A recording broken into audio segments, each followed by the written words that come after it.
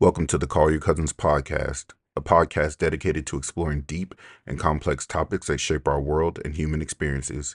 Before we dive into today's episode, we want to acknowledge the sensitive nature of some of the content we discuss. Please be advised that this podcast may include themes and discussions that could be triggering or uncomfortable for some listeners, including but not limited to discussions on mental health, violence, abuse, and other potentially distressing topics. Listener discretion is advised. Remember, this podcast is for informational and educational, but most importantly, entertainment purposes only, and should not be taken as professional advice.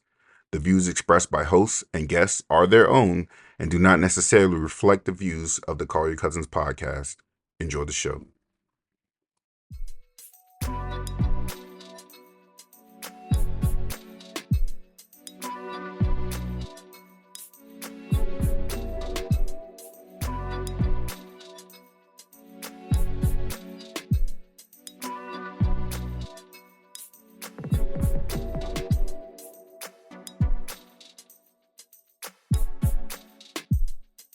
Good morning, good afternoon, good evening, and good night. Whatever time you're joining us, the cousins thank you for doing so. Welcome back to the Call Your Cousins podcast, a now tangible group chat of cousins that wanted to share our thoughts, humor, and growth with the world. And everyone's invited. Most of y'all. And that's exactly why I'm not there. Girl, like you set the boundaries. Don't set boundaries and then want to be, oh, what I want to see across the fence. No, girl, stay in your fence. You're building a beautiful. You can still see over fences now. You can peek through. Just don't be involved. I can watch the foolishness from afar. Welcome back to the Call Your Cousins podcast. I'm joined today. This is P Money on the mics. I got Ms. Joy, also known as Twin. Hello, hey everybody. And of course, we always love to have the lovely research team join us. What's good? How y'all doing? And yeah, welcome back. We have been doing what we do best, and that's adulting. That's on healing. That is that self-care. That's being on these people's jobs. That's managing life. And we are so happy to have you guys join us today. So let's just get into it. Good morning, fam. You know, it's so nice to be back on with y'all in the morning on the Lord's Day. Well, the Lord's Day is every day, but the Lord's Day. And it's so good to be at the end of summer. Man. Is it? I love the end of summer. I really do. It's usually I would say no, but this is gonna be kind of left field. My daddy keep passing out because he don't want to drink water and he sit on the porch all day. And I am grateful that the summer is over. So now he ain't gonna pass out no more. I'm tired of going to the hospital. Okay, end rant. Mm.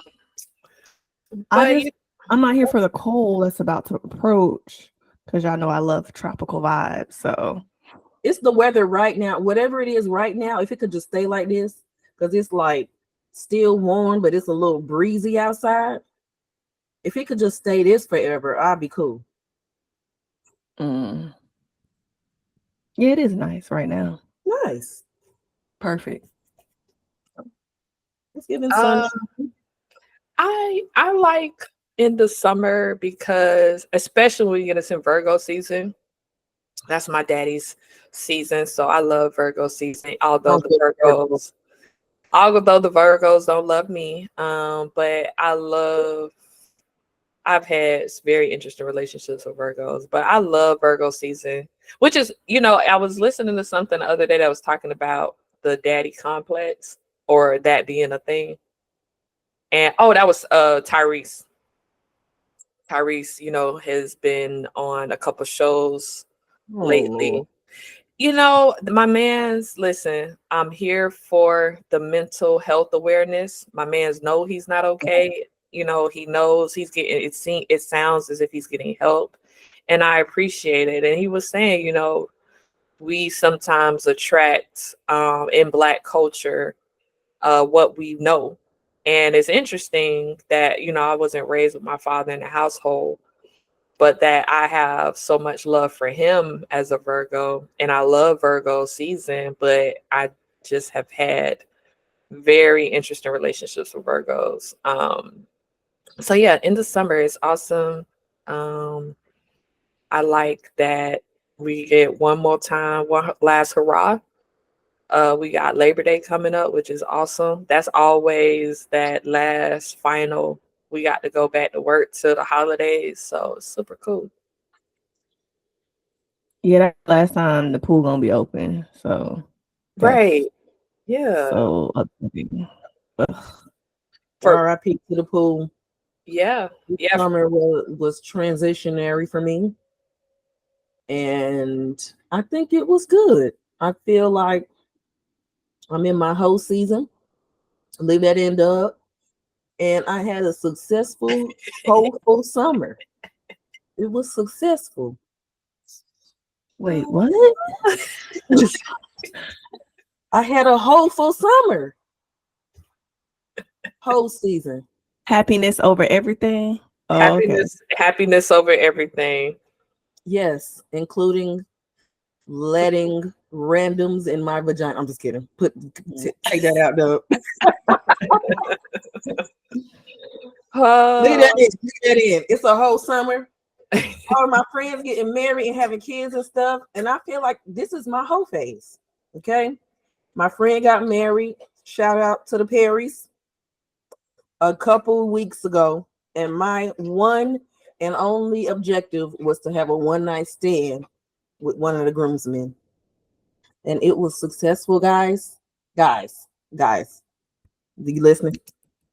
That man had the biggest penis I ever seen in my life, y'all. Oh my gosh. Oh my gosh. I'm so proud of you. Oh my God. The man was 6'8", so that's why I had to try it out. The biggest I ever seen in my life. Okay, that's a once a year thing. It can't even be. It had to be a one night stand. It was too much.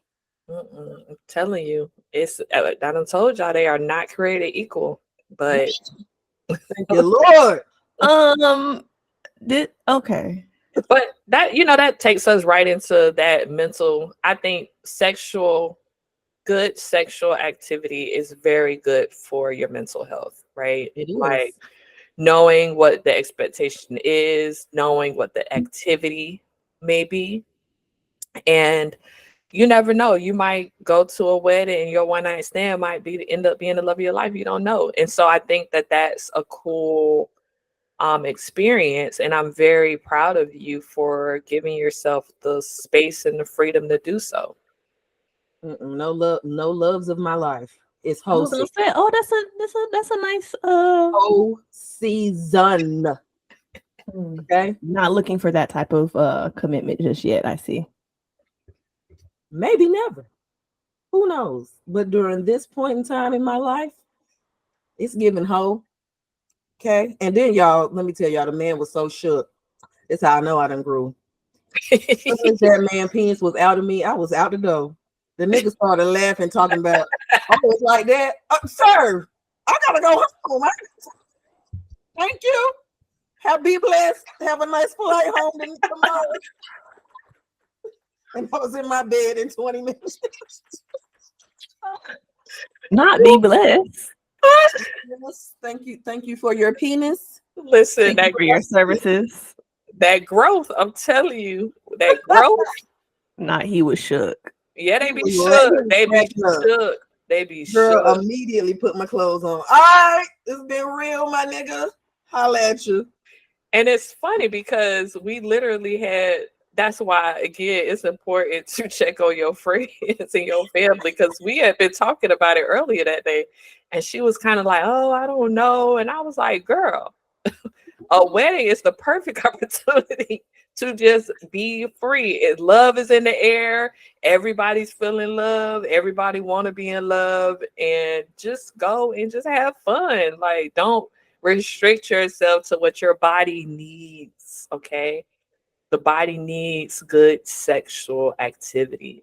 For you people out here with in these relationships, doing all the tricks up in the books to get the man, and then you get the man, and you don't want to give him, no pleasure, and you don't want to give him the be reciprocal with the activities. You're dead wrong. Good Where my sexual, hoes at? the good sexual activity. Shout out to all the hoes. Not y'all in relationships. Where the hoes? I'm looking for the hoe season. Okay. But I don't think so wait, to clarify now, I think that when we say these committed relationships, we're talking about those that are married. Okay. I'm not married. And I think that the HOE season is always happiness over everything for a reason, right? It's exploring, the freedoms of doing whatever you want to do. So I love that for you. I truly do. I think that's a beautiful way to give some self care and size, a good size always. Okay. So my mental health has been amazing. Okay. So that's a good check-in. Thanks, Twin. What you got? Research too?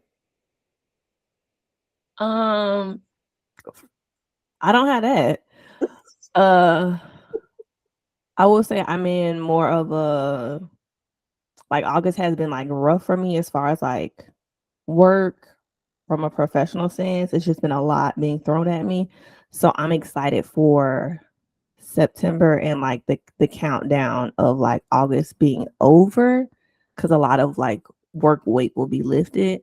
So that'll put me in a more balanced state of mind because it's just been like, ooh, it's been a little crazy. So I'm excited to get to September and really like declutter some some personal thoughts, but also being able to like get over the work hump and be like, ooh, that's behind me now. Moving onward, upward and forward. So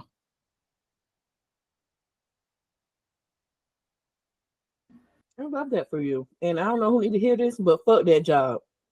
Whoever out there need to hear that. Fuck that job. Fuck that white lady. Fuck that boss that don't know what you do and don't know what they do and ain't doing nothing. Fuck all that. mm, Happiness over everything. mm, all that, all that, all that, all that. What Yeah, about you, yeah, honey? P? I think as I've said on the pod before, it's always um, you know, don't let something take your energy, right? And I think that leads to a lot of struggles with mental health. And I would say for myself, just in the journey when I take the time to, y'all know I'm into the woo woo, and just the fact that it's been a full moon in Aquarius, and Aquarius is my main sign Oh placement. God. Yes, I Yes. missed that.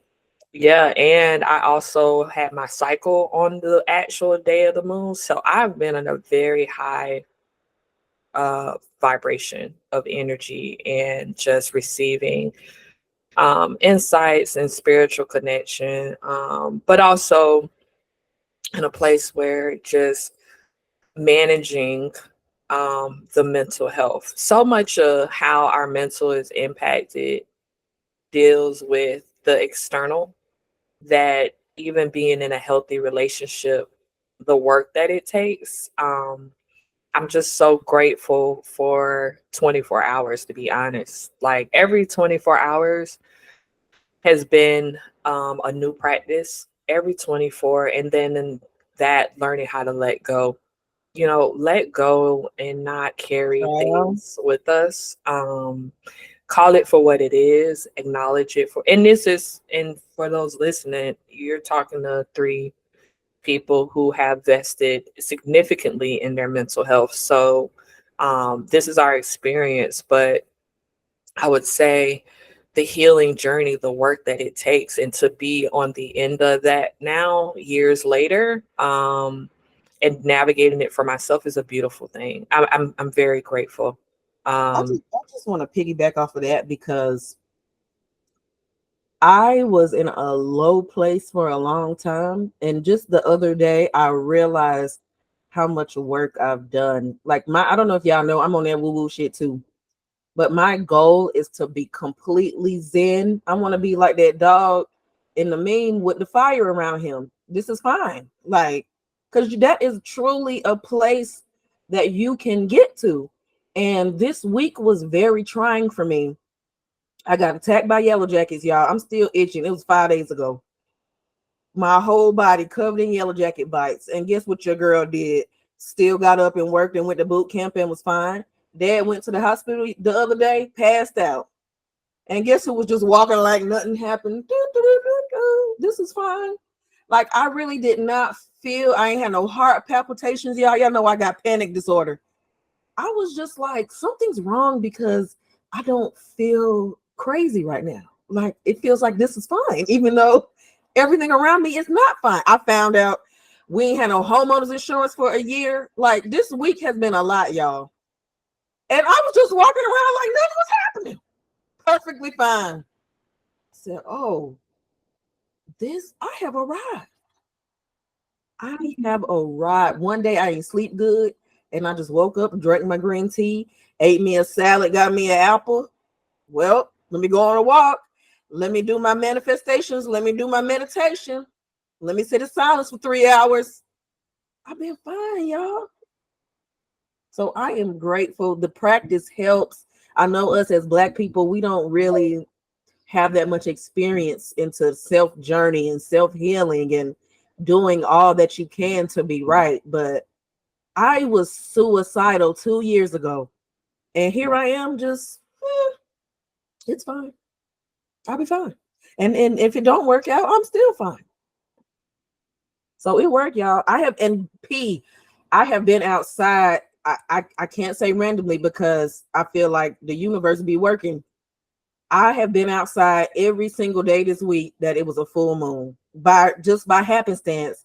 And I look up, I'm like, oh, let me go ahead and manifest. And everything that I've been manifesting has come to fruition this week. Okay. So it worked. That's all I got to say. It worked. Oh, it's powerful. It's and I think that's the part that when I think about where I'm going into and where I've come from, it's nice to just scripture says Jesus talks about how, not to worry about tomorrow because you have enough worry for the day. And I feel that, like, I as not subscribing to the bigness of Christianity, but Christ was really on to something when he said that, like, you really do sometimes just got too much for the day, that if you really even tap into what's going tomorrow, no wonder why I have anxiety. Right. And that becomes debilitating for me to move forward, right? No wonder why if I'm thinking about tomorrow, oh, am I ever going to get married? And it's like, girl, that's a question that you don't even need to be asking yourself, No, because about that. Where that are you gives right because now? that gives you depression, right? Where you're grieving over something that you don't know is ever going to happen. And so, yeah, Matthew 6, Jesus really, I think he says, that's why I'm a big believer in descendant and ascended. So Jesus descended to earth as a guy and ascended back to be with a guy. And I feel that I really believe in those type of spiritual beings because he really was on to something, right? Like, and the universe is always wanting for things to be for our good. And if you do not believe that, right? If you don't look at Matthew 6:34 and take it for what the fruit and the glory that's in something like a statement like that, you ain't even living. And I promise y'all know how I've been on my own spiritual journey. And I just one day found myself going to find that scripture. And I was like, why would he say something like that? Why would it be necessary to make that kind of comment? And it really just made me think about how just at the end of the day, everything's gonna work out the way it's supposed to work out. And we're still here. We're still here. Really, that part. We're It's that still part. here, and I've had a lot of loss. I actually lost a giant in our family, not our specific family, and an extended family member this week, and they laid her to rest yesterday. And I just thought about all the times that I was just in her presence, and like wish I would have uh one thing I wish I would have did was learn how to make her macaroni and cheese. Though nobody I make a pretty good macaroni and cheese, but her macaroni and cheese was off the chain, bruh. Like make you just I don't even know. And I was kind of like, it's like those things that make you think about like life and why do we keep going on. And so yeah, I'm glad to hear we're all in a good headspace. And yeah, I'm taking it every 24 because that can fluctuate. It can fluctuate, and I think that as long as I'm committed to the journey, I'm committed to good mental health. So, and y'all, as 3 Black women, okay, I don't know about y'all, but I feel like Black women we are being identified right now by the ancestors in the universe because, baby, the way that I was talking about how it was elderly abuse and how they was treating Joe Biden a couple months ago and how they done turned that around and got behind this Black woman. With this black job. With this black job, I'm gonna tell y'all, I would have who would have thunked it? Who would have thunked it? Okay. And so with that, we just gonna go straight into politicking. Speaking of things that have your mental health bad, politics. And I have not been tapped in. And I feel like I have a different opinion about the current Democratic candidate than most people. But I also have not been tapped into politics on purpose because I ain't got time. That is not equal to Zen. And I don't need that in my life. I will be voting, but I don't need to be tapped in. You had something researching? I was just gonna say that I know, like, I feel like every election season is an interesting time. And I look forward to an election season when it's not an interesting time. I look forward to a season where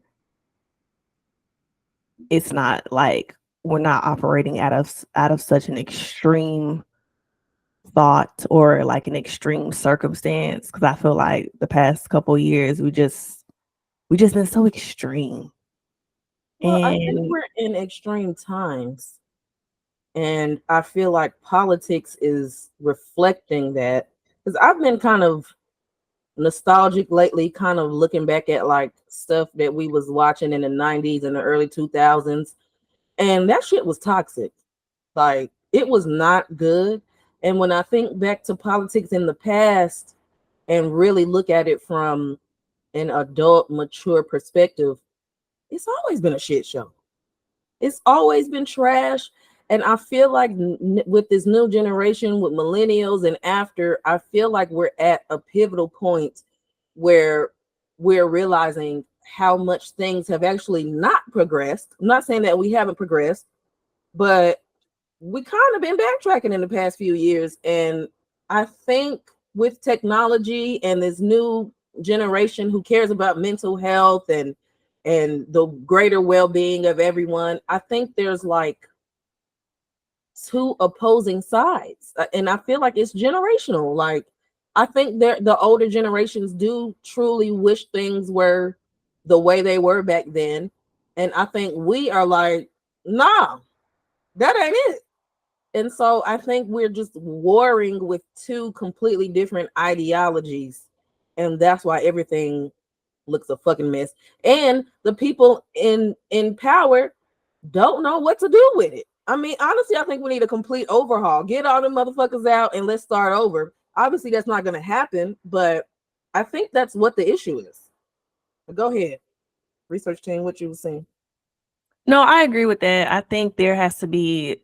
It's just like I feel like I'm at a state of like burnout because it's just like how much more like it's just been crazy the past couple of years, and I feel like because we as a generation are taking more accountability of, hey, we're gonna put a name to this feeling. This doesn't feel right. This doesn't. I don't like this. I don't like how it's going, and we're vocalizing that more.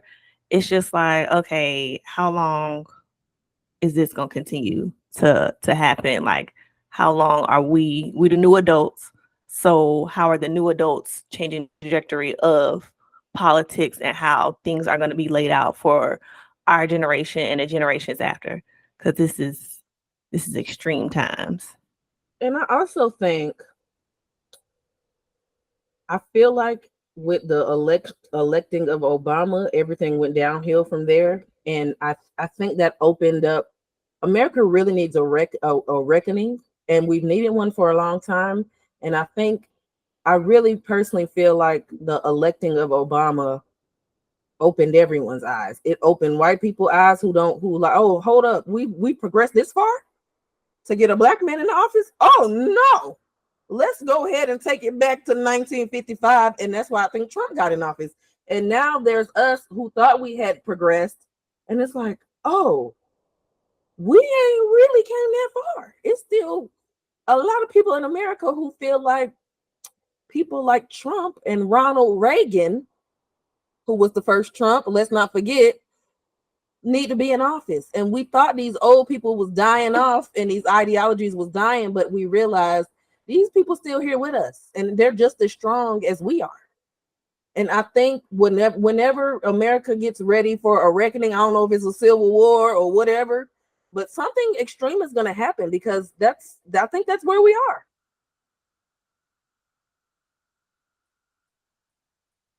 P Money, you quiet over there. I know you got thoughts. Yeah, I would say, here's what I would say for this particular election, which I've told many people as a person who has been a very proud Republican for ever since I could vote, and then changed my party affiliation in the last couple months to no party, is because I think what you're underlying is my ability to acknowledge that even the fact that we have a two-party system in this country is very at this point not serving the American people. And but that is because I have been radicalized, right? And I say that with a perspective of being a part of a party that changes as they do change from time to time. The Democrats at some point were the Republicans, vice versa. They just changed the names are the same, but the policies do have changed historically. And so I find that because I have become radicalized with what I view is next for America, is that it's very hard for me to have these discussions because most people are not informed, truly informed. And um, so I'm a spectator at best in this election because, like you mentioned, President Obama, I didn't vote for Obama because he was a black man. I couldn't do that. I didn't understand what his policies were. And just because people had such a problem with Bush, they were worn out at that point. And you had all these other things happen, like the economy. You had breakdown in governments with 9/11. You had all these organizational things that are intrinsically wrong with America that no one wants to kind of find some type of accountability and fix.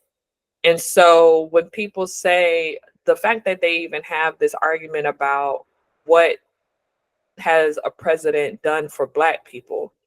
To me, is even a hard question to ask when the reality is, if you really look into it, since the point of emancipation, they ain't done nothing for us. Nothing. And that's the real tea. And that's the real tea. And so, you know, when you None have of that, them. when you realize that, and a good way to show that you are going to do something about that in a real way would be to, it's still 40 acres somewhere. I'll take it. I'll take it. Baby, we'll take 2 acres. I'll take, I'm just saying, it's still 40 acres somewhere. And I will take that mule. I'll take them. I I'll will take take it. the meal as well. And so, you know, and anyone listening to this might say, oh, well, no, break down the complexities of what we're talking about and think of it in a very simplistic, centralized way, where in reality, what this country has done to Black people, if we want to ask that question, they have not done nothing for us since we were freed. Nothing.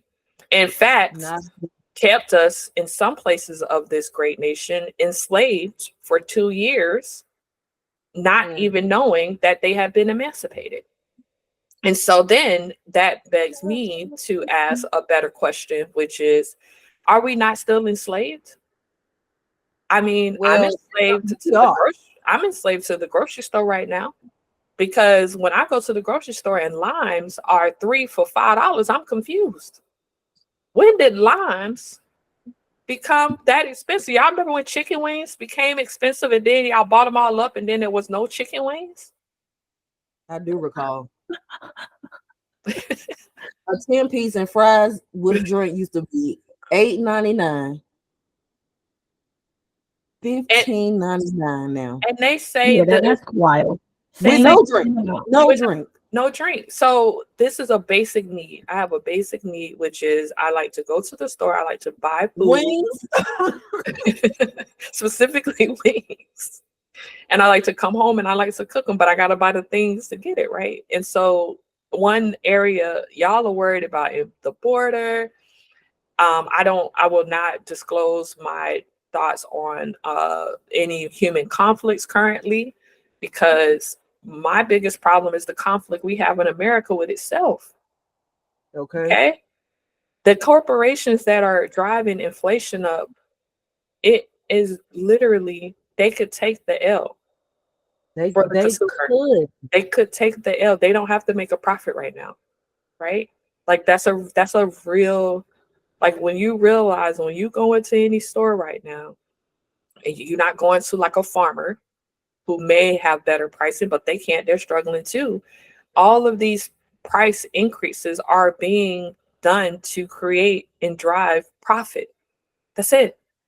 We are a for-profit nation, for-profit country. We thrive off of capitalism. And so when we think about how does capitalism thrive in a post-colonial society, a post-colonized society where this place was taken from its natives, okay, and then brought a whole gang of people over here to build it because they weren't going to build it. Now you got to kind of deal with the ramifications of those consequences. And I think the American people have found in the last year, 4 years, 8 years with Donald Trump and Joe Biden is that we are very much more enslaved than we think we are. We really are. I think people are coming to that realization. And it's not even just Black people, if we're being honest, but Black people in particular, like you said about them corporations, they can afford to not make a profit, and they can also afford to pay you what you're worth. But we so enslaved that we let these corporations take advantage of us, and we be sacrificing our own mental health and our own happiness over everything, and our own personal lives for these jobs who don't give a damn. If you die tomorrow, they replace you the next day. And we be so afraid, and I'm talking to myself really, because this is getting a little off topic, but I've been feeling the energy lately that it's time for me to go out on my own. But I'm so scared of not having a salary and benefits, even though I know they don't give a fuck about me, that I just won't take the leap. And how many of us could have our own and thrive on our own if we weren't a slave to the white man? We're still trying to integrate for real. We still trying to push our way through and make ourselves known and prove ourselves, when the tea is they don't care if you Obama or the crackhead on the corner. Y'all the same person to them. You the same person. So which is wild. And it is. But we have to realize that once we realize that, I think a radical change will come about. Like you said, you've been radicalized, P. I don't think enough of us have been radicalized and our eyes have really, truly been open. White people stole the meaning of woke, but we know what it really means. And a lot of us are not truly awakened yet. And I think that's why it's been such an extreme time, because we're getting there. But some of us still a little hesitant to break the shackles free. I feel like Harriet is like, come on, y'all, what's happening? This ain't it. Right. And so a better way to even think about, if you are listening to this and you're like, man, that just sounds very depressing. It is. But I think this is the real problem with democracy, right? And it's going to take, that's why I say if I cannot have a discourse or a conversation with you about the status of this, if I even hear in your tone or your delivery that you have some type of polarizing mindset or opinion on the state of America right now, I'm not entering the chat. I am staying out of the chat. I am going to observe. And as a historian, it's a wonderful opportunity for me, because this is the first time in American history that we are ever seeing a Black woman be nominated through the Democratic Party for president. And this is the first time we are seeing a convicted felon be nominated for the Republican Party for a presidency. And those are real, like, that's not that's a tangible, those are factual things. And so it's very interesting to see and observe. So I'll be observing. And I think what we're going to see, even through this next presidency, there is a real problem in America with democracy. But there is also reasons why we vote. And so, that is to encourage each of you to become informed. If you feel like what we're saying is going over your head, the awakening will happen. You can do something as simple as think back to how you were in 2020. That's one reason why I really could never kind of forgive Trump, is like, he knew about COVID for like 3 months and didn't tell nobody. Like, that's crazy. Like, yeah. I don't care if they made it up. I don't care if COVID wasn't real. It was really killing people, though. It was really killing people, right? Like, this summer there was a surge of COVID that I'm sure I had, and they weren't even talking about it. And it's like, that just goes to show, to your point, twin, that like they don't really care about us. They being anybody that's trying to make a profit in this society, which it's a capitalist society, they don't care. And so I think while we vote for Black people, if anything, this is what I've always told Black people with this election: it should be egregious to you to vote for a felon, period. Because felonies have systematically disenfranchised, disinvested, and literally not allowed free convicts. Remember, a conviction can be for anything that has hindered them from rehabilitating back into society. Felony convictions. If you try to go for a job right now, you try to apply for a house, it is on those or an apartment. Those things are on that application. Okay? Right. They will literally stop you from getting what's needed to the next step. So that in itself is inexcusable behavior. And that should be more glaring to the idea of there is actually a real problem with American democracy right now. But if we think about why do we vote as Black people, we vote because Black people didn't have the right to vote. Okay. We vote for that reason. We vote for the people who were murdered, who were shot and killed in broad daylight, who were burned, who were hung, who were drowned, who were spit on. I mean, I got a whole list. That is why we vote. Okay. We vote because of the people who made the ultimate sacrifice so that we can go walk into that little place, bubble in some little bubbles, and walk out. Because at a time in this country, historically, that was not an available thing to do. You would literally be killed.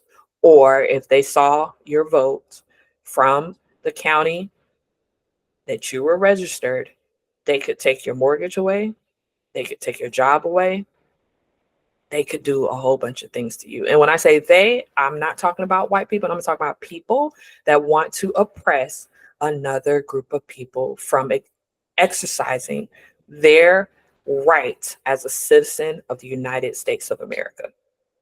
And with that said, some of the highlights from the DNC was learning about the walls. Obviously, we don't know anything about them. I kind of think it's super cool that Tim Walz is your average real white man. I don't know And who that is. You watch the DNC? I ain't watched none of that foolishness. I watched the highlights. But his son, Gus Walz, it has a disability. And he's a nonverbal learner. And it's this point where, like, this is the cool part about, you know, how picking Vice President Harris as this shift has really energized the political scene, which is super cool. And you see this moment with Gus Walz and his father when he's making his speech. And when he ends, he gets up. I mean, he's pouring down in tears, y'all. I mean, pure just joy for father and son. Yeah. Yeah. And because he's a nonverbal learner, he is controllable expression, and he's literally just screaming, "That's my dad, and I love you." Oh.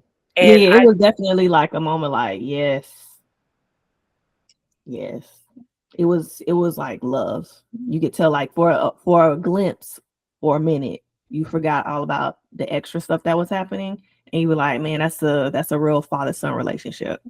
They love each other. They love each other, and to have that kind of love. I think that's the part of where the country has issues. You know, the founding fathers wanted freedoms. They were so in love with the ideas of freedom, having been subjected to, you know, monarchy rule, you know, their entire lives, right? That's really important to note. And so this idea of freedom and how it just can be an expression of this kind of love, I also enjoyed very much Michelle Obama's speech, where I think for her, imagine being as educated and as smart as she is as a Black woman. And she said this before. And, you know, have to take a back seat to, you know, her husband, you know, her whole life to some degree. And for him to elevate her in that space. And this was the first time, if you really think about it, we saw them as partners. I really enjoyed the divine feminine and the divine masculine swapping the energies with each other. I thought that was very well done and very beautifully done, because that's something that Black people need to see for sure. And so, I mean, obviously it's gone viral, the whole black jobs, which I still don't understand what made Trump say that. But he says a lot of things that don't make sense, that we don't understand. That's just why. Yeah. All that. Yeah. I really enjoyed just from a black girl watching another black girl, the fact that she had these long braids and it was like in a big braided ponytail. It was just like, I don't know who said like this is the move to make, but it gave what was it the needed to move. give. It was Because I given. was like, yo, it's the details for me. That really had me geeked when I saw her with that. I said, see, and they want to tell you it's not professional and it's not this. Listen, the first lady, my forever first lady, is rocking down to the booty braids and then it's in one big plait. I can't hear nothing else y'all saying. I can't hear it. Yeah, and that's what I'm saying is I think because I've read Becoming and I just found that learning how much she had to kind of uplift him up as it should, right? I think for President Obama, if we had a black man that needed to be the first black president, he was it, period, hands down. That was, I mean, but at the time I was younger and my question was, but if that's why we're voting for him, then just say that. If that's why we voting for him, so just say that. So that's the question I ask now. Is Vice President Harris really for the people? Because a big issue that the right or the left will all both say is that there has been problems with this current presidency, right? And so, or just the state of democracy in general with the years and years of things that have been going on. So I have that question. Do y'all think that Vice President Harris is for the people? I don't know if she's for the people, against the people. I just know who is not for the people. So for me, I don't know if it's like, oh, it's like picking the two of lesser evils, if that makes sense. Because I know under Trump's leadership, that's not the best leadership to be under. And it brings America back to a place where it's already unsafe for us, but it becomes super unsafe. And I think with Harris, there'll be a bit more of a conversational piece that happens. There'll be some thought process behind things.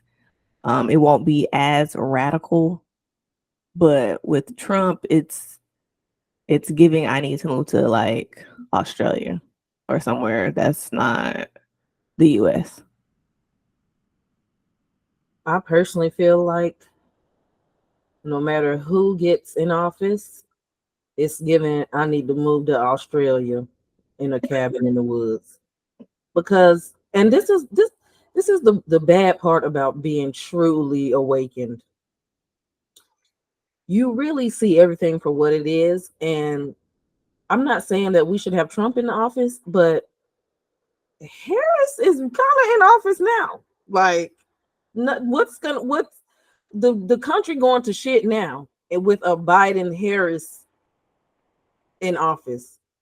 So what is going to change with her being in office? I feel like they're distracting us with the whole first black woman thing, and I mean it's about time to have one, but I also don't think anything will change from what's happening today. And the country is going downhill. Will it go down faster with Trump? Yes. But what do we need to go back uphill? That's what I'm worried about. And I will be voting, not for Trump, but what's gonna change? That's where my mind has been, and that's why I haven't been tapped in, because it gets real bleak if you get too deep into it. And I stand on what I said earlier. We need some type of radical change, not the same shit that's been going on year after year. Harris, you already in office, girl. Like, I just don't see what's gonna change.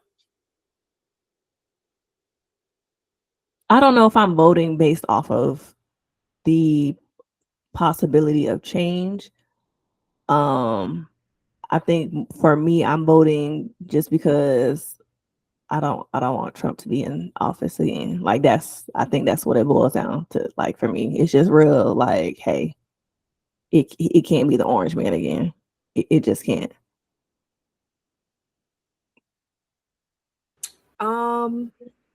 So yeah, I think again, because I am what I am, I can't really speak on VP Harris for the people, because I am radicalized, and I think that there is a place and time to have real discussions about what we can do, and that a lot of that has to do with how much the conversation needs to be geared around and shifted towards this idea of what does enslavement really mean, right? Why do we use the word enslavement versus the word slaves? And so a question I pose to people really is, one, what is the problem that we see now that is currently oppressing? Who is being oppressed currently, right? What group of people in America currently have a illegal right to do something? Women. Okay. And so it's starting there. And to believe or to think that it won't continue into other areas of your life is ridiculous, because it is already at the grocery store. Okay. It's already at insurance companies. People can't, in Florida specifically, are losing their insurance companies due to profit. Right. And so there are areas of enslavement that is already taking place and taking shape in America.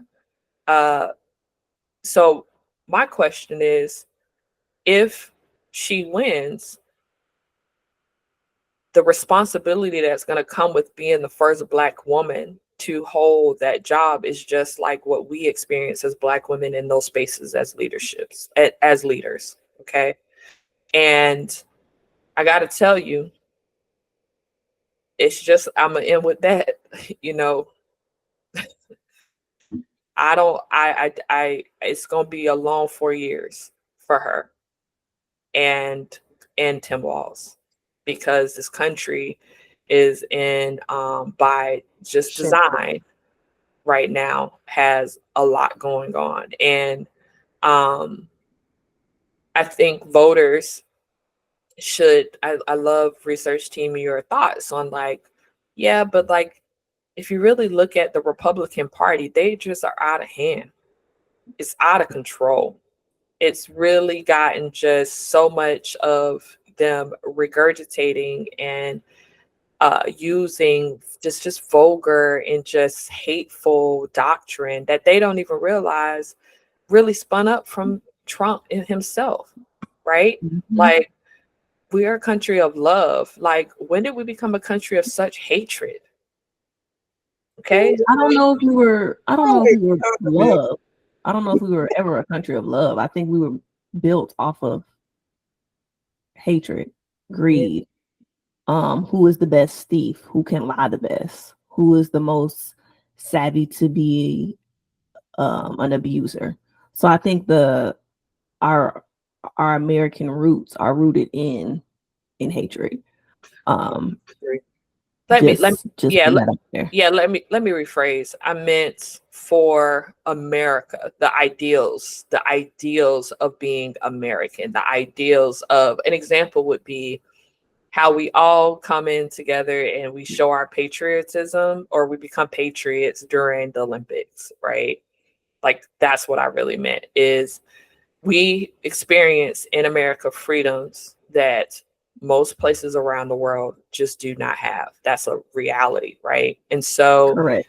there is this love for and a decorum of at most, just being kind to people. An example would be, as soon as this clip came out of Gus Walls, the Republican Party or members of their party and news outlets started bullying a disabled kid. This is a child. Wait, what? See, Girl, off the chain with it. And I mean, again, they have done this in the past with the Obama daughters, and the Bush girls were off the chain and wow. But it's like, it's just one of those things where when you think about just the decorum of America, there was an underpinning of like, at least think about how even within the Black community, with Vice President Harris running, there is so much dissension. Like, think about that, right? Where at most, if we did it in solidarity to elect this woman, we have to then hold her accountable to why we gave her our vote. We got to be on sis' neck for 4 years, her whole neck, breathing down on her, like, to make sure that she does the things that she said she was going to do. And see, that's always my problem with election cycles. It's like, it's very hard to put a plan or say a plan, as you mentioned, twin, of, oh yeah, we're going to do this and we're going to do that. But when have you really done what you said you was going to do? Exactly. And then what are the consequences of you not doing what you said you was going to do? So I say that and I end there. It's like, Trump done said what he going to do. They are at best, we know exactly what we're going to get with Trump. And that's okay. Because guess what? That's what it's going to come. That vote comes with, I tell people all the time, like, okay, let's say your vote is accurate in the things that you want. Do you want all that's going to come with it though? And that's what came with it the last time. What came with it the last time was, now we have a Supreme Court that does not reflect the American people. You know how dangerous that is? Yeah. That is so dangerous. I mean, to have sitting justices that rule over us as an American citizenship have more power than they have ever had in our democracy. And that is the real problem with democracy too. So with that, we're going to take a break and we'll be right back. All right. Welcome back. So, as a family, we really try to take the opportunity to really think about, the Black family, living and learning and loving while Black, a segment we like to call 3LW. And so before we kick that off, we really want to think about, centering ourselves around the question of, and this is not just Black people, this is all families, why do we put pressure on people to accept anything from family is the question for the day. Ooh, can I go first? Please do. So I think it's a multi-pronged answer. One, I think it's generational. I think for me, my parents and the people that came before me have a certain level of acceptance that I don't agree with all the time. Just because you have the title as family or cousin or mom, it doesn't give you like that pass, or hey, because they're this, you have to accept X, Y, and Z from them.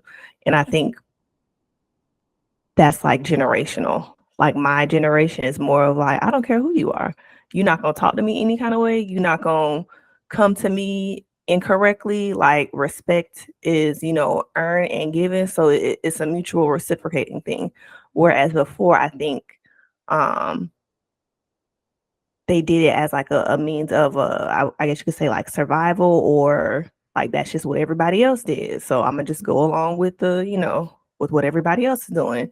And I think for me, it's just like, no, I'm chin checking adults at any age. And I used to do that a lot in high school, specifically at church, and people would look at me crazy. And I'm like, no, I was raised by both my parents, but I also know that you can't talk to me any kind of way because you hold an adult title or whatever title you want to have.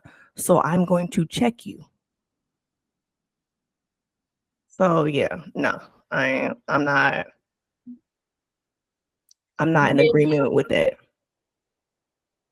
It's a real problem, and it transcends culture. It really isn't just Black people. And the three of us here, we're good. Like you just, you always kind of been that way. We've all learned how to put in boundaries and care for ourselves more. And I put this topic here because, I read a lot of stories. I be on Reddit, but also in real life. Like I see it in real life, and people get offended when I say something like, well, you don't have to take that, right?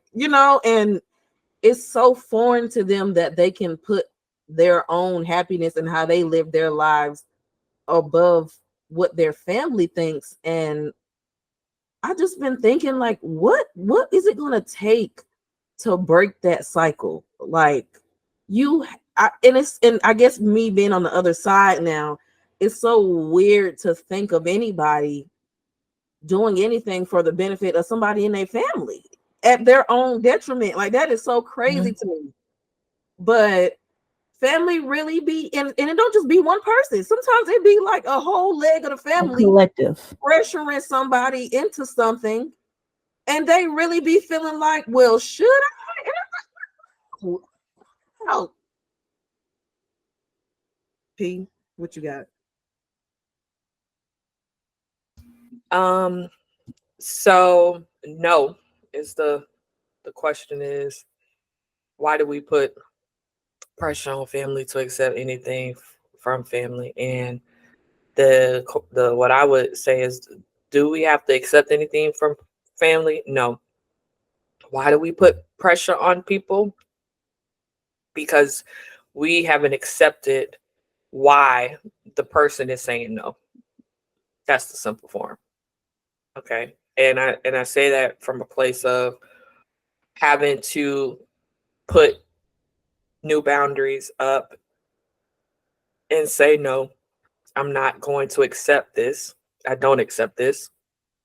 And that being because of the pressure that was put on me, and that pressure broke my heart. Yeah. I mean, I have processed it, and I have um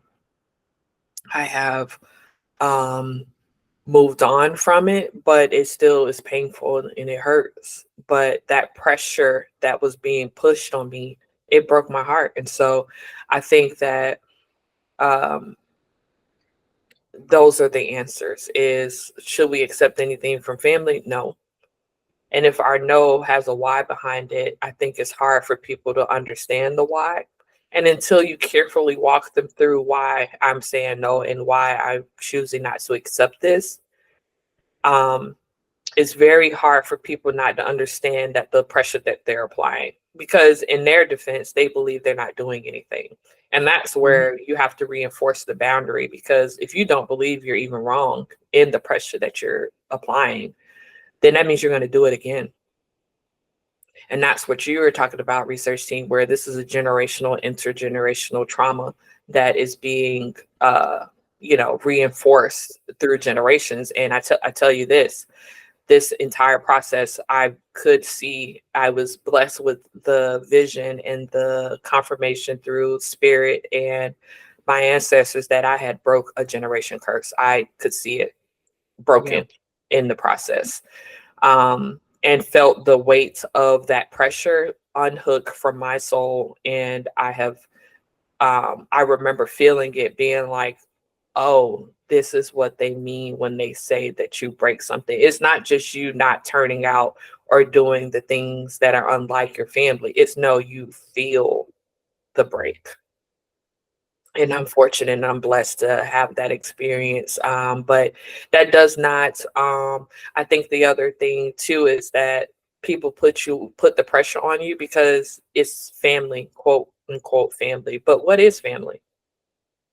Right. You can So, keep your family. right. Like, what is family? because if you put the actions down, I'm really an only child. I don't have relationships with my siblings. Really, they are my blood siblings, but I do not have actual relationships with them. So I am actually, that's just not even really my family. And I feel like I've always had a unique perspective on family, but as being adopted, like y'all not my blood, but y'all my family. And my one blood relative that I really in contact with, we estranged. So I have always felt weird about people say blood is thicker than water. I'm like, what? No, is it? I mean, in science, yes, I mean, yeah, I was about to say from a but scientific point, but that don't mean nothing. Metaphorically, that's not a good metaphor because at all. your own blood be the main ones doing you wrong. And then you have to end up later in life picking and choosing people who align with your values and who you are as a person and who gonna be there for you and love and support you. And most of the time it don't be the people that birth you. And that's where at the end of this was the most recent thing that I've been through, I realized how much I wanted and I needed a partner, because that's going to be my family. That's when I realized, I was like, oh, okay, I see now, like not just, you know, someone I love and like all that thing. No, like I need my person. Like you're not meant to do life alone. And if I can find that in a person, you know, yeah, you know, you're really not. But if I can find a person that I have, and this is something I gave to the universe, I literally wrote it down and I said, God, I need this. Because if I have to deal with navigating with the people that say they're my blood or my family, like it's sad. And I don't, um I think the older you get, you just naturally, because of distance, the people that are your anchors, they're just in different spots, right? They're not in your home, they're not at your school, they're not at your job. And it's harder to build and make new friends, right? But I'm talking about, like you said, family. Like, who is my family? Who will do anything for me? Who's gonna do that? And not anything like to hurt me, but anything for my betterment. Who's gonna support me and love me no matter what? And I say that with respect to watching my father, my second father on earth, bury his love of his life. I mean, to care for her and go through that process, it made me realize that, having your people or a person is really, really valuable, because it's special and it allows us to navigate the things that happen within, as Black people specifically, but then as just families in general, all this trauma and all this, baggage that is just kind of an ancestral thing that we have to, if you are quiet enough, you'll see it and you'll feel it and you'll know it. And are you going to call it out? Are you going to do something about it? And I think that's what this go around, people didn't think that I was going to do something about it. And so, and that's just with growth, right? I would encourage anyone listening to this, like, don't just cut people off out like that, but have some growth in the perspective of, unless they try. I'm saying, like, what are you have to be self-accountable too. You have to have self-awareness too, right? You have to yourself look at where your involvement in what is being asked to be accepted, right? Because that could be a whole bunch of things. Like, I just don't accept that people have sexual misconduct within families. I don't accept that.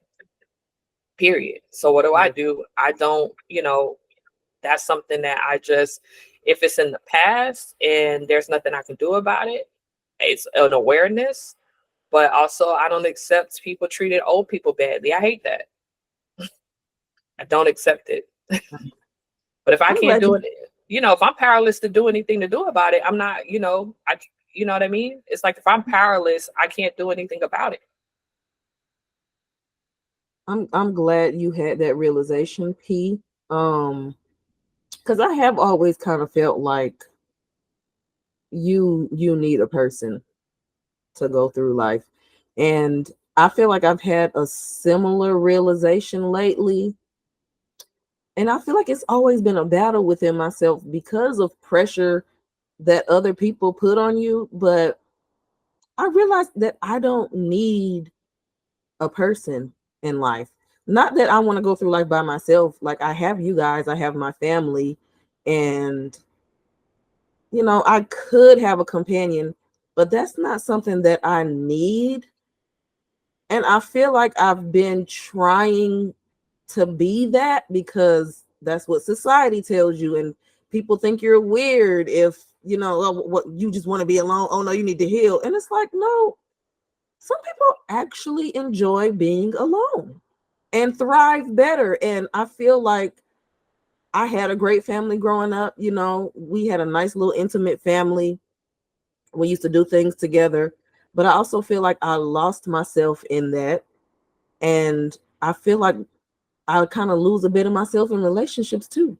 And I remember I was reading this article, and it was asking married women what's something that people don't really talk about marriage. And a lot of the women were saying, I didn't realize how much of myself I would lose. And I think if you need a person and you want to be a part of a unit and things, I think that's a sacrifice that's okay for you. But I am such an individual, and I'm so independent to a fault, and I enjoy being alone. Like, that's not something that I need. Like, if they find me, cool.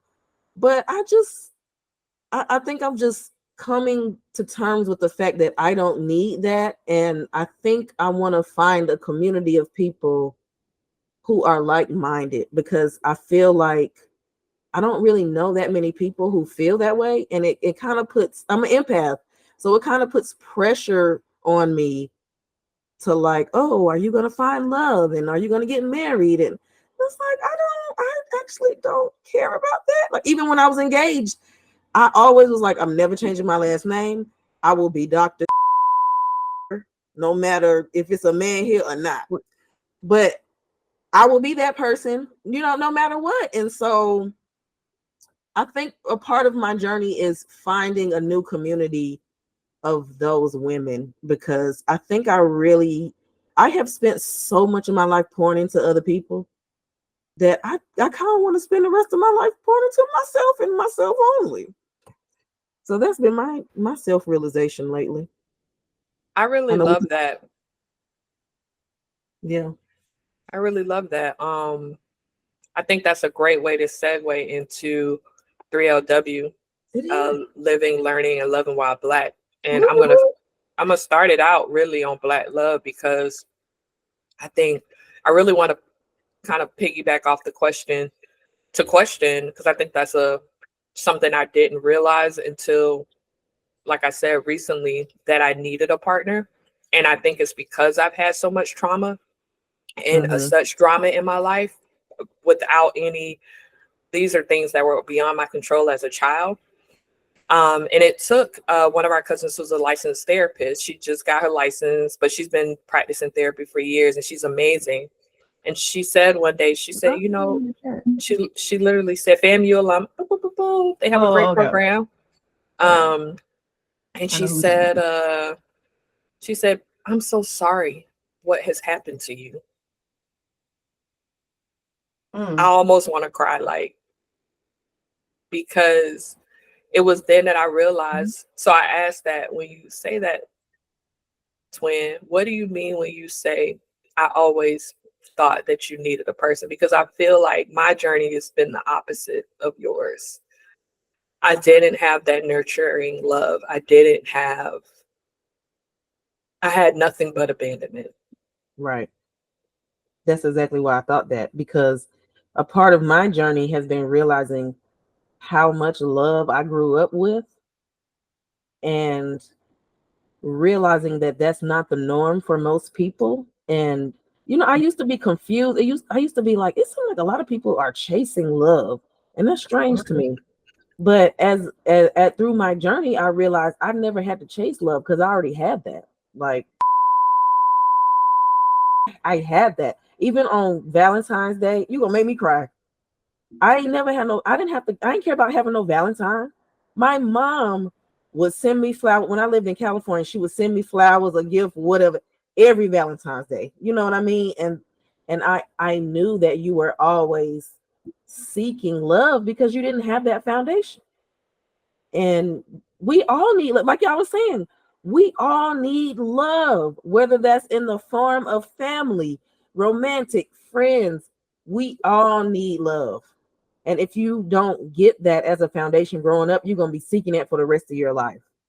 And you can't get parental love as an adult. You know what I'm saying? It's over. It's too late for that. So the only other way you can really find anything close to that is a partner to spend life with. Because, you know, you have your family and your friends, but who gonna be there when you got a hemorrhoid and you don't know what to do and you need to massage your booty? You know, like you need graphic.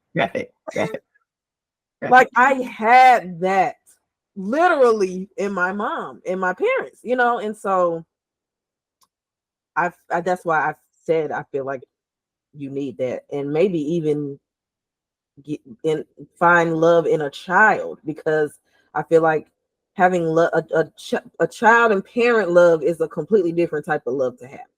You know what I'm saying? And you need that. You know, I feel like I was raised full of love. I feel full of love, you know, and that's been part of my journey too, realizing that most people are not full of love. And which is also why I'm okay going through life a little bit by myself, because I am unwilling to have someone else in my life who is not full of love. And most people aren't, especially men. They don't ever go on those self journeys. So I've experienced what real love feels like, and from my dad too, you know. And so I've just realized people out here hurt. They ain't love. They don't know what love is. They don't know how to give love. They don't know how to receive love. They wouldn't know love if it slapped them in the face. And they don't know what it look like. I can't have that around me. I'm an empath. I can't be having people negative energies rubbing off on me. That's too much for me. And that's how I end up in the dumps and, you know, depressed and all this. So that's why I'm going back to what we were talking about at the beginning. I have been seeking a level of zen within Sarah, because people need love, and I am willing to put love out there, but I can't be so involved with somebody who don't know what love is that it start to rub off on me. I can't do that. So either it's going to be somebody who's full of love themselves and they want to go on this journey with me, or my purpose in life is to give love to people and protect my own peace in however way I can. I know we got completely off topic, but it's okay. No, I think it lives though in self-love, right? Like a love. part of love in black love is the self-love that you have to care for yourself. And outside of just black love, if we choose, just to even think about Vice President Harris, like, and even Supreme Court Justice Brown, it's like you have to look at these very powerful black women who are with white men, right? And you have to look at it from that perspective of like them finding being the fullness there is of being black, right, as a black woman, and not and still finding love, that ideally we would say, okay, on paper we want the Michelle and we want the Barack, right? But at the same time, like, or we want the Jay-Z and we want the Beyonce, but at the same time, like, it's, well, I mean, but it's like you want those things, and you look at an example would be, and she's not on our list, is Cardi B. Ciao. I left them off. It was just People who wasn't raised in love, because You see what I'm saying? Yeah. And so I say that I'm thank you for your answer, because I think for me, my journey has been pure self-love, so I can show up for love, right? Yeah. That I can give. That's what it came to, is after this last, like, having your heart broken by your own family really next level. gives you Next level. It really Diabolical. it really is diabolical. And so for me, it was kind of like, okay, God, like, It is diabolical. I was like, okay. Like, yeah, it was like that, and the timing of it all was divine timing for me to be able to listen to how I needed to respond. And that's what I responded with, was I don't really want to leave Earth, and I want to experience everything there is to the joy that is to be alive, the joy that it is to, be in love. And so I wrote that down. I really wrote it down in my journal, and I said, I need my person, God.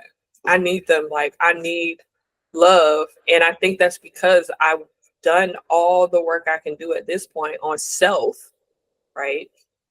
That even in the relationships that I find myself in, is like, a lot of that is reminding people that you got to be good for yourself. You can't go into no relationship with nobody if you can't be okay for you. You can't wake up for you, because the depression and the anxiety is not going to go away. Yeah. That's the quickest thing I realized, is like, that's just sitting there like, hey girl, what's up? We finna kick it today? And so I say, I think that's a great way to think about how, when we think about love, just in toxicities in families, like the whole thing with Keke Palmer and Darius, I'm like, I really don't know much of the details to really get into it. Oh, I'm ready. I'm ready. Okay. I wanted to get here with these toxic relationships and abusive people. Let's start with them first. Them first. Okay. But before you start, research team, I want to say, and this just goes back to me saying this, I'd rather be alone. Mm-hmm. I feel like situations like Keke and her man are so common because people are seeking love in the wrong places. They are. You can tell, like I was saying, I grew up in love, but I didn't grow up in self-love. And that's why I kind of want to dedicate the rest of my life to just loving myself, because it's taken me a long time to get here, and I still kind of struggle because I'm a weird person. I am a individual. I am very unique, even more so than the regular person. Like, I'm a very different person, and being that type of person in this society, you're gonna be depressed because people look at you like, what the fuck? But anyway, when I see stuff like Keke and her man, it's not giving self-love, okay? For either one of them. On either part, it's not giving self-love, and I don't want to be involved. That's all. I just wanted to make that announcement. Okay. So let me catch the listeners up who maybe are not into like this type of culture. Keke Palmer, actress. Darius, I think he's like a gym person or whatever. So not the same level of income or caliber. Let's just start there. They had a child, Leo. I forget what his actual government name is, but it's real ethnic. Leotis. There we go. Leotis. Thank you. Got into a relationship, had a baby. Apparently, things went downhill quickly. It was first brought out that Darius was, the aggressor. He was the one putting hands on Keke. Now, present day, it has come out that she has also been the aggressor. She apologized, all that other stuff, but now they back together. It's giving abusive. So you hit on him, he hit on you. y'all got a baby, y'all broke up, you filed what's it called? A whatchamacallit report? Restraining order. One more time. Restraining order. There we go. You filed Kiki a restraining order on him, but now y'all are back together. I don't know what kind of example people are trying to set for their kids. Forget the rest of the world. But I hope everyone is in a better, more healed space. But there's nothing wrong with co-parenting. Like, you don't have to go back to the person who abused you to try to make a family unit that fits this box or checks this box. Sometimes that's not the best thing to do. Sometimes stuff just doesn't work out, and that's okay. But it's definitely a bit unsettling that both of y'all was basically hitting each other up over the head, and y'all are back in it. And this is what I was talking about. Most people don't know what love is, because why would you bring a child into that situation? And a lot of y'all out there be doing that too. Well, maybe it's not intentional, like that they intentionally like, hey, I'm an abusive person, you're an abusive person, let's make a baby. I don't know if it was like down to that, but well, no, you have to be self-aware. You're right. And they wouldn't. But that makes it even worse to me, because for sure, because the child you're not even considering what type of environment you're bringing a child into, and that's why I don't want kids. That's part of the reason why I don't. I was telling my cousin today, a big reason why I don't want children is men.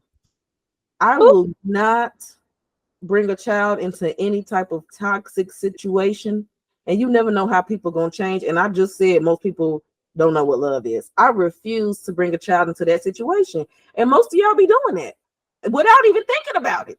Yeah, no actual thought process. No, like, hey, let me sit down and be super intentional about what the ramifications of this mean. Like, hey, I'm gonna bring a child in with this person. I know I didn't put this on there, but speaking of bringing a child into the world, Janae Aiko and Big Sean, his perspective, or their perspective, or the perspective on why they are not ready for marriage is valid, but it's also wild because you guys share a child. I don't understand what bigger commitment Janae ready. Janae ready. Correct, but I don't understand what the bigger commitment is outside of having a child. Wait, what is the reason they gave for not being ready? He said, Big Sean, he said that he wasn't like basically in a place. They still got things to work out and fix and navigate through. Oh, and for me, that's just like a cop out. It is. Y'all have a whole kid together. I don't know what else we trying to navigate and work through. We got a kid together. Was pointing at her finger in that video. So it's given he's the one stalling. I have a different perspective, and I think that's gonna be a great way to bring in, because weren't they exes at one point, and they got back together? I think so. Yeah, I feel like they were together at some point, got back, when they separated, and they got back together. So we can knock two couples out, or two questions. Is, I think that my issue with their situation is that people are because they're public figures, they're being asked that question, right? And so I think there's this level of privacy and secrecy that people actually are already doing every day. But when you're a celebrity, it's kind of like it's magnified. So I'll give you an example. Let me explain. I'm a very private person, but I've also now realized that there's also a level of not secrecy, but protecting the other person, or protection of the love that you have with someone, because everyone's not going to understand. And I think that's what it should have really came down to. But because we know that, we look up to her as one of our big goddesses, right? She invokes that. And so we look up to her in that regard. And I just think that a lot of that is just being really honest about not doing something that doesn't feel right. And I say that because of the timing, right? Like the fact that they had a kid together, because he doesn't have any other kids, right? Right, this is his first one. Yeah, and so right now, if you guys are listening when this comes out, it might or may not still be in the mainstream, but like it's going viral, the whole thing about with Kim having all these kids and then wanting to have more kids. And she clocked him. She clocked him. Dr. Bryant clocked him immediately. That's what I sent you last night, and I was like, girl, this is wild. She clocked him. She clocked him immediately. She clocked him immediately and told him how selfish and how toxic it is. Wait, catch me up. Dr. Bryant, the link I sent you yesterday is from his podcast, Funky Fridays. And this lady, this psychologist, came to talk to Cam about, just whatever they was talking about. And they got on a topic of him being like a high value man with like low value behavior. And she said basically he's intentionally creating broken homes because they're blended, and he had a really tough time, or is still having a tough time trying to like digest that and understand that. And he don't really understand, like, just because his kids stay with him and not the mothers, they still are a blended family. And because their mothers are not in the home every day, and that's a different dynamic, essentially that's still a broken home. And he was just like But then also that what she really also clocked him was like, okay, but then when you find the woman that you want to marry, because you're going to want that at some point, you're going to build this house for her, and then they all in all these homes. Because he said his level of his fear of divorce is greater than his fear of getting married. Yeah. What? Y'all see what I'm talking about? Unwell. That's why I said it. But so I use that as an example that I think we put these expectations on these black men, but these black men, the level of expectation that he has, I think his parents may or may not have been together. I'm not sure, but he's really close with his dad. Yeah, he's really close with his dad, and we don't know what he has seen in marriage, right? And so I will say this about Cam. The level of his expectations of what he should be as a black man is to be a good father, period. He don't know how to be a good husband. So for me, that's also the women allowing themselves to procreate with this man. Okay. We have had the ability to control that. I'm saying is that you willfully have a child with someone, which I think is back to Big Sean and Janae. I feel that their commitment to procreating together was as big as a commitment in marriage for them. I feel like their situation is unique because he does only have one child with her, right? And so that's what I'm saying. It's like, I think that we are in their business a little bit or when people get in their business a little bit, because in reality, she vibrates at such a different, higher frequency and vibration that we know for a fact that she's been healing him. Okay. She's probably a part of a lot of his healing journey in getting him to go heal. Because even in his most recent music, he talks about how she is the one that allows him to go on that journey. And a perfect example is Nipsey and Laura London. Same thing. We're together, broke up, had a kid together, ended up getting back together. And then, I think also in situations like that, they understand because they've had so much grief or death already in their lives. I know Janae specifically with the loss of family members she's had. You start to also value that we're in this higher level commitment, and that's what and whatever that means to us is what it means to us. Because again, I'm not completely sold on the legalities of getting married. Like, I'm going to be so tied to my man before I even see a courthouse. Okay. Like, we going to go on a trip. We going to go to some mountains. We going to get in front of a full moon, and we going to make a commitment to die in the universe just together. So because you realize, like you said, research team, there are so many people like Keke Palmer and Darius that are in these toxic situations, but it is so normalized that they don't understand that it's toxic. It's so normalized. And that comes with just a level of awareness that you have to be committed to the healing journey. If you are not committed to a healing journey, there is no way that Nelly spins the block on Ashanti. If you're not committed to a healing journey, there's no way that Gabrielle and Dwayne create. I really believe their union. I honestly believe their union was created to make our baby girl, because she off the chain with it. I love that little girl. What's her name? What's the little girl name? Zaya? No, not Zaya. That's his son or his daughter. Sorry, His Zaya. youngest daughter. His youngest What's daughter. her name? I feel like I made that up. No, Zaya No, is that's his the actual name. Zaya is his daughter. Zaya is his daughter from his previous marriage. The new little baby is something else.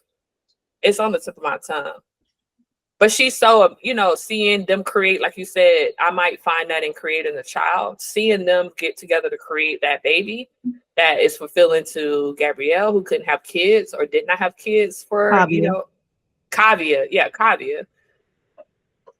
I look at their relationship and I'm like, oh man, it's like Kavia, like to facilitate a house where Zaya was able to, become and be in her truth. And then Kavia, this beautiful, Black, girl Joy. I saw her getting her hair pressed for the first time. And I was just like, man, sometimes it's more about the mission too, which is what Bug and Nip used to talk about. It's like sometimes you're together with somebody more about the mission than it is love, but it be a mission thing too. That's true. I get that.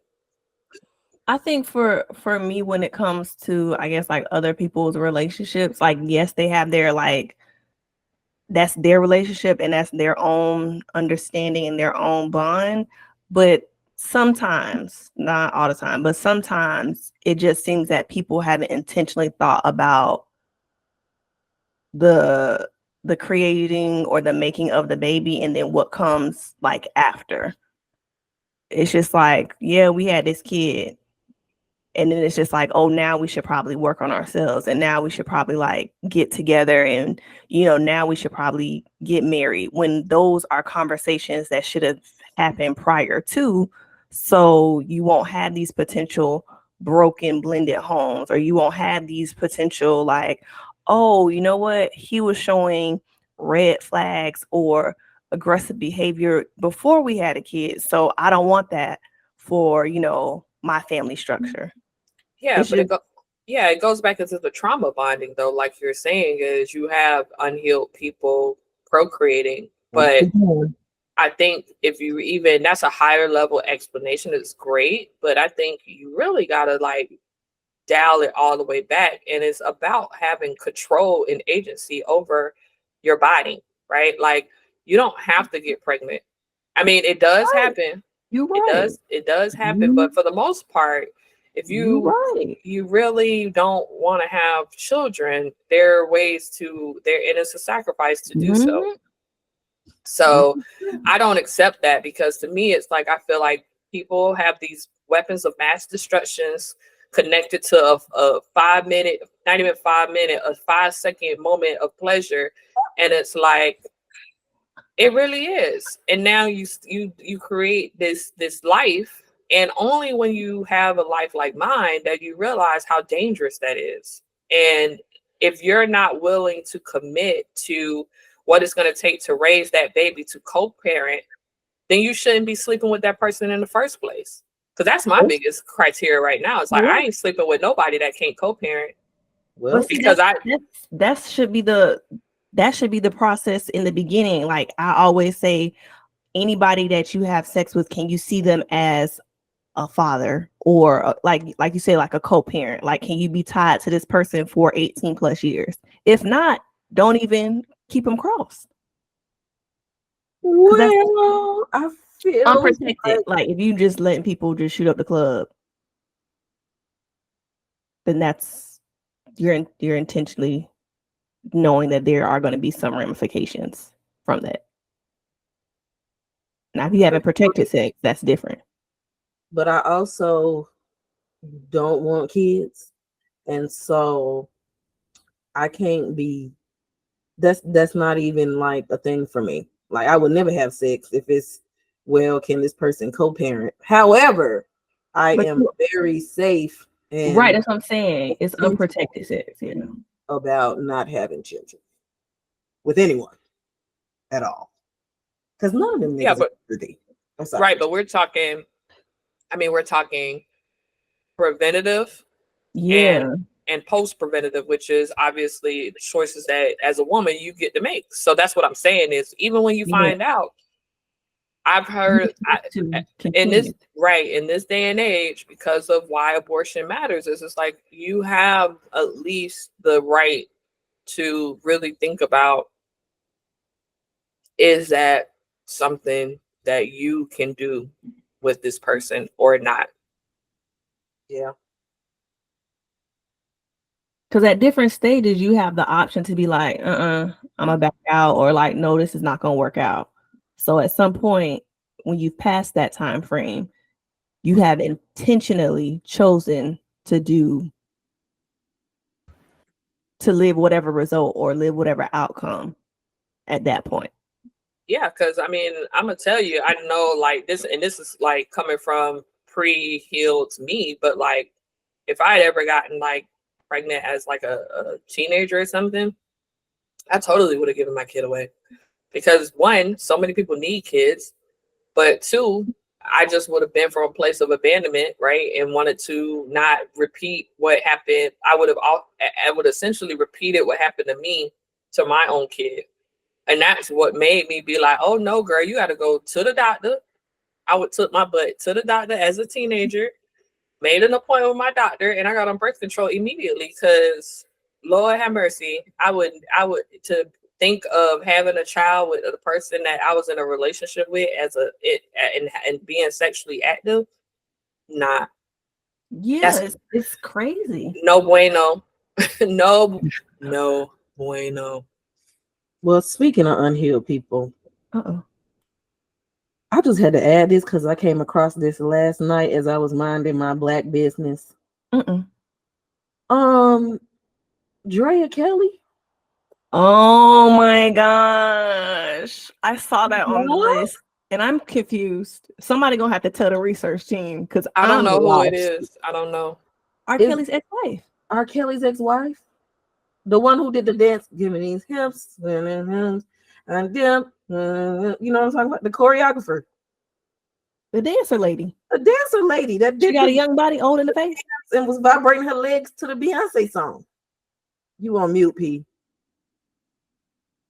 Anyway, I'm gonna drop it. I'm gonna send a picture of her in the chat. Was that a prank? It got to be. First of all, y'all been together for 11 years. I didn't know they was together at all. Was y'all met like what's the definition of together? Huh? Like on their terms, like messing around consistently for 11 years? Because was it Cisco in the Creep Squad? Who is Cisco though? Okay, I'm gonna just send pictures. The Cisco is on the thong? No. He was on Love and Hip Hop. Which one was he on? New York. Do you remember when all them sleazy ass Negroes was on? You don't know I watch it. You know I don't watch it. I know you don't watch it, but it be like it's trash TV. Great culture news. Anyway, you know who Peter Guns is? Who was in the Creek Squad? Peter Guns, Cisco. I think that was it. Some niggas from Love and Hip, some ain't shit. Cut this out, Doug. Some terrible people from terrible humans. A man who has been seen with several different ladies over the past 11 years. Yeah, it's like, what? How? You was watching him on TV too, Miss Drea? Right. You can pull the reruns up right now. The receipts are there. So were they on break or? Do they have kids? I mean, she has kids, but not from him. And I'm not even trying to be shady. She don't even look like the type of person that he would be with. You know what I'm saying? She kind of old. Oh, that's what they're saying. Wasn't he in the Creek crowd a couple years ago? Yes, she is older. That's what I'm saying. She has a phenomenal body, She but does. you can tell that within her face, she is an older person. No shade or anything like that, but ma'am, she's apparently 50. I feel like that's not right. But unwell. This is what I'm talking about, y'all. Now, this is a prime example of. I mean, she was married to R. Kelly, but I just thought after that, this is what I'm saying. Most people go through life unwell and not going on no type of healing journey or finding real self-love or anything, because if you end up with this after being married to R. Kelly. By the way, she put up a video the other day of her rocking out to Happy People. Girl, I'm sorry. I really only put that here to say I can't be that old and unwell. What you finna say, research team? I agree with you. I just think the fortunate and unfortunate side, and we've talked about this before, of going on your healing journey, or having professional help and talking to a therapist on a regular basis about life, your triggers, your traumas, is that you become aware of what unhealed people look like very quickly, and you cannot unsee it. Yeah, it sucks. Like, this is I guess the side that people don't talk about, or we don't talk about. Oh no! Enough. Oh yeah, no, you talking it. Yeah, me and my other cousin was literally having that same conversation this morning because she got somebody in her life that probably ain't gonna make it to 2025. One can only hope, because I wasn't ready for that. Because you're correct. I was telling her the same thing. Once you get to assert the other side of healing, not that your healing journey is ever done, but you do there is a hump to get over. Yeah, it's levels. And you cannot unsee the unhealthy tendencies. You can't unsee it. And not only that, I can't be involved. You can't even be around me. It's like food poisoning. It just come at you, just mass exodus. You just gotta go. Something stank over here. I need to go. I mean, and so I think we can, that's one of the things to rapidly nicely tie up, what we've been discussing in different types of relationships, love, self-love, finding love, and how, if you're not doing the work or committed to work yourself, how you're going to spill that over. That's the biggest thing, is the self-awareness, because that's probably like I said, I made that statement after all that happened. And baby, let me tell you, the way that my discernment and the ancestors had to check me, this is not, you're telling the universe that's not it. Because what you want, you can't date that person. You can't even entertain him. You can't even it doesn't fit. It doesn't fit. And then the crazy thing is how they like to spin that block. They spin and they spin and they spin and they spin. I got somebody still spinning on me I ain't seen this man in 2 years. Blocked on my phone. Then trying to hit me up on WhatsApp. Why? And why is that? It's like, unwell. You're unwell. Okay. You're unwell. Like, you got to be unwell. If you're doing that, you're unwell. And so, I think a lot of what you said, research team, comes down to your intentions. And if you don't have self-awareness, self-actualization, self-realization, those are different things, people. And you're not committed to a loving and healing energy, you're going to live in the toxic. That's you're gonna be in it, and you Going don't to even wanna find be in it. It's gonna find you because it's lower vibrational energy. It is gonna show up at your house on a Thursday at 9 a.m. in the morning when you was minding your business. That's what it's gonna do. Correct. It's gonna show up in your text messages while you out here drinking your water. You know, it's Okay. gonna show up at, you know, a homecoming when all you want to do there is have fun. It's gonna show up in church. Like it toxic It's low coming. vibrational energy has no it don't care who life it unhinged. And And so don't that's why you have to protect yourself. So listeners, we were telling this from the end of summer perspective. Y'all had a hot girl summer. I don't know if you did or you didn't, but y'all was outside. But specific to Black women, there's a more bigger attention on us. But yeah, you know, that's something that as Black, for living and loving and learning as Black, keep showing up for yourself, because as Black women, it's gonna get super goofy out here for real with having a Black woman run for president. And you know, we're gonna have to exhibit a level of real restraint and healing. And so yeah, people, if you're not committed to those things in life, the low vibes will find you. Okay. And you think that you are going to think it is normal. And that's because of what happened through COVID, that behavior is now normalized. And it is not normal. And you can say no. You don't have to accept anything from these people. You don't. You really don't. But a lot of that starts with yourself. And so with that, I think we could just close on, you know, what and do we go let's ahead. end on shot. I got a special shot of clock for us Yeah. to end. Y'all got y'all. I got water because this I'm gonna explain during the shot clock. What y'all got? I got water. I got Water. as well. Healing. It's giving healing energy. Okay. We taking shots of water, and I feel like this episode has been about love and healing and what can we do to be a better person. And I feel like I'm a living testament. Okay. I put here back like I never left. Come on. Boot camp this week. Okay. I've been back on my 20 pounds, 20 pounds loading, and I've been feeling amazing.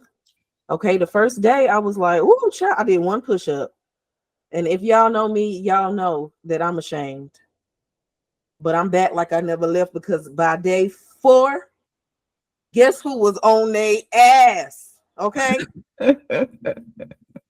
You were. My I love water. it. I've been minding my business. I've been eating my salad, and they ain't ready for your girl. And that's also important to your Zen journey. Eating right, putting good things in your body. Okay. Exercising, walk, do something, get moving, get the blood flowing, even if you're feeling down, whatever. And I'm back like I never left, and we back like we never left. We haven't recorded since June. We've been having stuff going on. We've been on our own healing journeys. We've been finding love. We've been finding new careers. Okay. And we back like we never left. So shot o'clock to that. Same. I got my water because Drink. it's healing season. It's healing season. We're moving to more and more into the age of Aquarius. If you don't know what that means, go on YouTube, Google it. But I'm gonna take a shot to that as well. If you find self-healing, that is a very way to anchor yourself and connect yourself to God, the universe, and a higher frequency. You know, we're all being called to do things that are higher. If we want to live in a better America, we got to be better Americans. We got to be better people for ourselves, and that's hard work. And as Twin alluded earlier to, when another pandemic happens or something that shifts or changes society as a whole, it's really going to be love that's going to get us through it. So we'll take a shot at that too. Take a shot to love. Whole Mhm. season. Happiness over Okay. everything. Okay. Healing over everything. All right. Okay. Healing So, over so my healing. shot. Yeah, healing over everything. Walk it Right. back. Yeah. Yeah. My Oh, shot of season. water is dedicated to me just really making it to September so I could go on vacation. So Period. it's real simple. I'm trying to take the PTO. Because if you know me, I don't really take the PTO. But I'm taking it. So shots to me taking PTO. Happiness over everything. Okay. Take that PTO. Take the time. Take the time. All right. And with that, we want to thank you guys for tuning in with us. We appreciate all the feedback we constantly get on social media. So don't forget to hit us up on Twitter at Call Your Cousins. That's CALLYOURCOUSINS. We're on Instagram at Call Your Cousins Pod at CALLYOURCOUSINSPOD. Please, please, please make sure that you, if you're listening to this on YouTube, subscribe and hit that like button at Call Your Cousins. That's CALLYOURCOUSINS. And we do love the emails that you guys send in. Please, if you want to give us feedback or you want to give us a question that is a family question of the day, please send those at callyourcousinpod@gmail.com. That's CALLYOURCOUSINSPOD@gmail.com. And yeah, we missed Dub today, but we were happy for y'all to kick with us. Until next time, see ya. Bye. Bye.